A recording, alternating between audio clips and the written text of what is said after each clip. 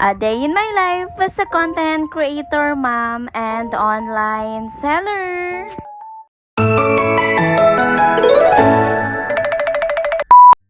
Hi guys! Back again for another mini vlog. Another day, another parcel. Uy. Oo, umagang kay ganda dahil hindi pa talaga nakabukas nga yung gate namin at nakalak pa pero may mga pumapasok ng kawatan na parcel. Uy. Di lang isa, hindi dalawa, hindi tatlo, kundi apat na parcel na sunod-sunod nga at magkaibang rider nga yung nag-deliver. Kaya naman mga miba, sinasabi ko talaga sa inyo na kahit ilang buwan pa nga lang talaga kami dito sa apartment nga namin, ay kilala na talaga ako ng mga rider nga dito. At ito talaga yung mga ngiting-ngiti nga na may araw-araw siyang dumadating na parcel. At sino ba naman babaeng hindi ngingiti ng ganito kung lagi kang may parcel araw-araw, no? At nung nakaraan talaga, naninimot lang talaga ako ng lotion nga ng Abody. Ngayon dumating na nga yung parcel ko at may panibago na naman akong lotion. At kasabay nga niya, dumating na rin talaga nga yung iyawan nga namin binili online. At eto nga yung foldable stainless steel barbecue grill na binili nga namin. At sobrang mura lang talaga nito, nasa 100 plus lang nga to. At medyo marami na rin talaga siya at marami ka na rin talaga may sasala nga dito kapag ka nag-ihaw ka nga. Kaya naman ngayon nga, meron na kami nito, hindi na rin talaga kami makikiihaw nga sa ibang bahay.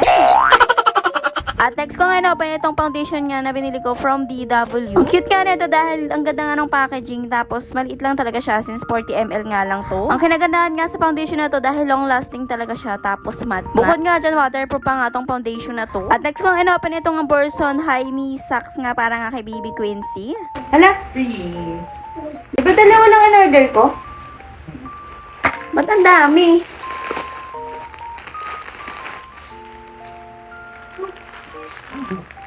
Di ba? Anim. Kailangan na-refer mo pa.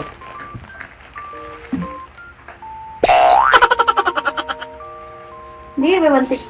Hindi, may one tick. Dito, mami, ating.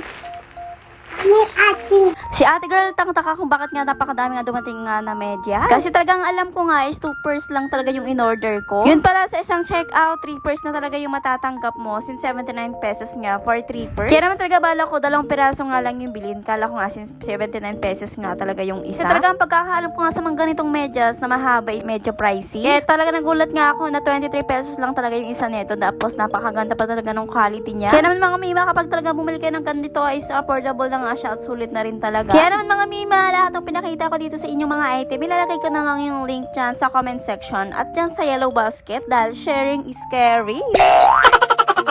Ito nga pala magtatanghalian na ka naman heto, magluluto tayo ng ulam. At syempre may panibago tayong ihawan, kaya naman heto itatry natin. Para saan pat binili natin kung hindi rin naman natin gagamitin, no?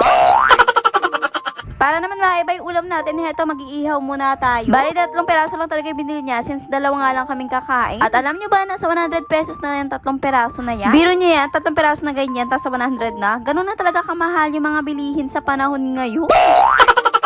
Kaya naman Lord, magtitipid na po ako, hindi na po ako order ng anuman parcel. Hala, eme.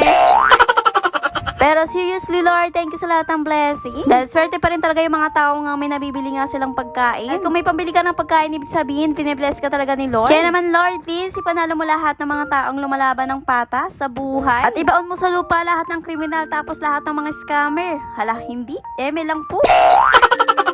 Pero kumilos pa rin tayo dahil nasa Diyos ang awa, nasa tao pa rin ang gawa. Anyways, bali pagkaluto ko, syempre kakain na kami dahil gutom na ako kakangawa dito, no? Hala. By the way, nabandang hapon nga, umalis nga kami at pumunta nga kami ng Pandaya. Dahil nga merong nutrition month si Baby Quincy, kaya naman talaga mag-DIY nga lang ako talaga ng costume niya. Bali dito nga, sabi ko kay Baby Quincy, na-videohan niya nga ako. Pero tignan nyo naman kahit papaano, medyo ayos naman yung pagbibideo niya. At saglit lang talaga niya nga ako binidyohan dahil nga nagtatakbo na at kung ano-ano na nga yung kinukuha. Kaya pa? Gano to? Walang price eh. Ano ba yung napakadami mo ng kinuha? Ano ba yung napakadami mo ng kinuha? Wala lang like.